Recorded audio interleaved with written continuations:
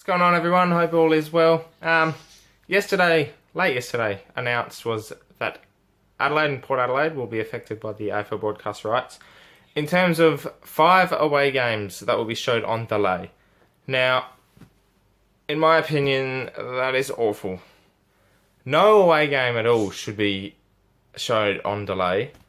The AFL has screwed the fans over. It's more money. They have been chest beating about how big this deal is, and it's the only ones getting affected is the fans.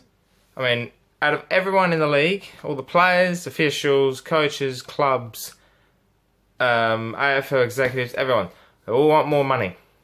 But the only ones not asking for money are the fans. And obviously, you can't pay the fans because if they're interested, they're interested. If they're not, they're not. It's part and parcel of sport and what you love. Essentially, what happened was late yesterday on Twitter, somebody broke. I think it was Michelangelo Rucci broke the fact that Adelaide and Port Adelaide will be affected with delayed games, and not only are they away games, they're blockbuster games. Essentially, Adelaide get 3 of their away games on delay. I think they're all Saturdays. Same with Port Adelaide too, which are both Sundays, I'm pretty sure. I think for Port, it's both MCG games against Collingwood and Melbourne, which is later in the year. And Adelaide, I'm not too sure. I think there's a couple of early ones, and then there's one later on in the season. But essentially, what's happened is Foxtel have taken over broadcasting the AFL. They get every game live. So I think the deal was for this one, Channel 7 didn't want to broadcast Saturday afternoon games. So Foxtel pick up 4 or 5 games during the year, whereas Channel 7 don't.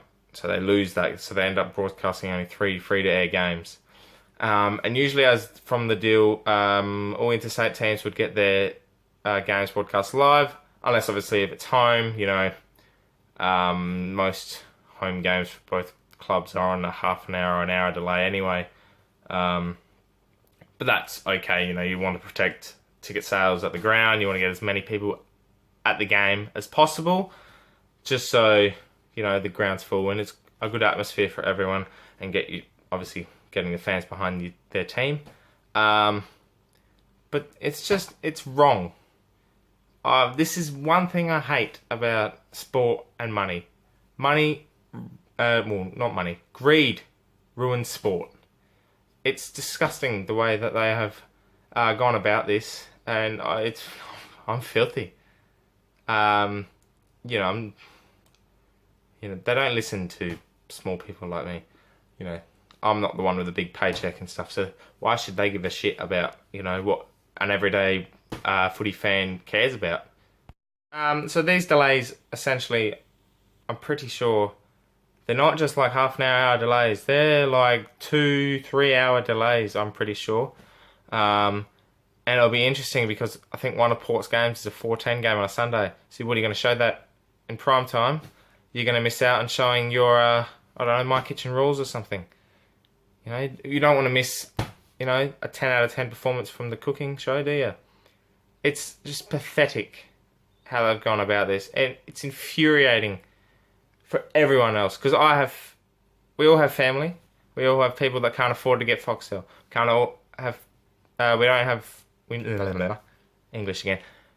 don't have enough money to go to the games, we can't afford season tickets, there's travel hassles, there's times of days that we can't afford to go to, we have sport commitments, family commitments, all these things come into effect, and they're telling us to, take the alternatives. Go to a pub on a Saturday afternoon.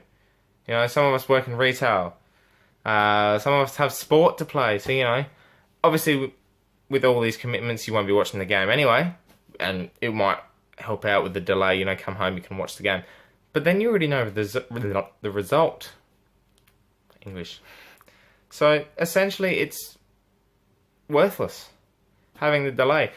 Show the game live, or half an hour delay, at least. And better yet, the AFL streaming service is screwed anyway, because unless you watch it on your phone, if you watch it on your iPad, your tablet, or you transfer it to your TV so you can watch it on the TV, it's going to be at phone size because of the new agreement. Foxtel's taken over the broadcast rights. It's ridiculous. It's just... They've got to think this through when they do this. I mean, it's just absolutely... It's infuriating for the fans, Obviously, the WA, Fremantle, West Coast, they get it anyway because, their agreement or something like that with Channel 7 as well.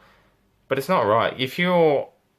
Channel 7 as well, they have 4 different channels. 4! They could be their own streaming service with 4 different channels. Show the game on one of those instead. You don't have to affect normal programming. Show it on 7 Mate. Wasn't that... 7 Mate wasn't intended. I mean, before the V8 Supercars went to Foxtel, they were showing the V8s on 7 Mate anyway without affecting normal programming on Channel 7. It's not that hard to get around with, and you can still get the same amount of money.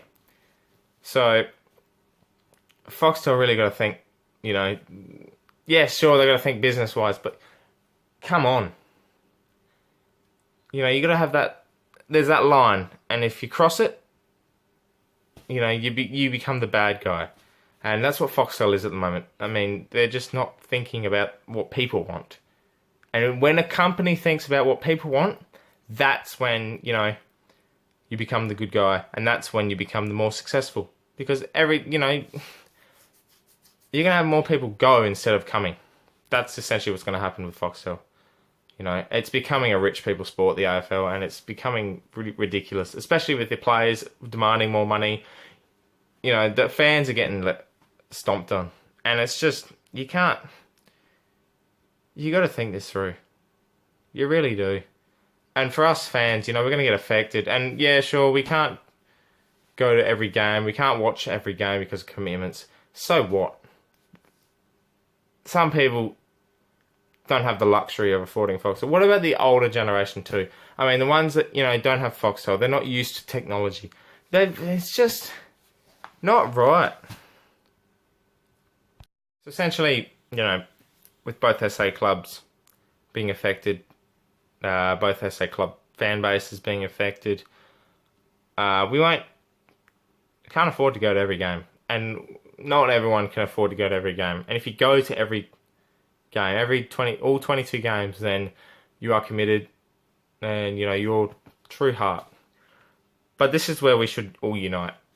This is something that it shouldn't just be left in the dark and kept there, it will blow over.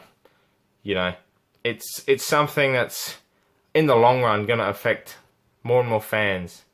And if you're trying to grow the sport, this is something that's not going to help. I mean, I know the A-League already has it on only Foxtel, but the A-League's nothing compared to the AFL. The A-League's small. Obviously, yeah, we all support an A-League club if you like soccer. I know I'm an Adelaide United fan. I go to all the home games. I'm a member as well. But it's not as big as, the AFL. And essentially, if the AFL's turning into a streaming service or a subscription service with Foxtel, then essentially you're going to lose fans because not everyone can afford it. So the SA clubs, they're both fantastic with their fan bases, both Adelaide and Port, brilliant. That's why they have so many fans sign up every year. So I'm sure both Adelaide and Port Adelaide will accommodate their fans. I know Port will have their own social club. We'll go down to Alberton. We can support the club that way instead of going to a pub or something like that. We can support the club, put money back in, and at least have a good day spending it with other Port fans.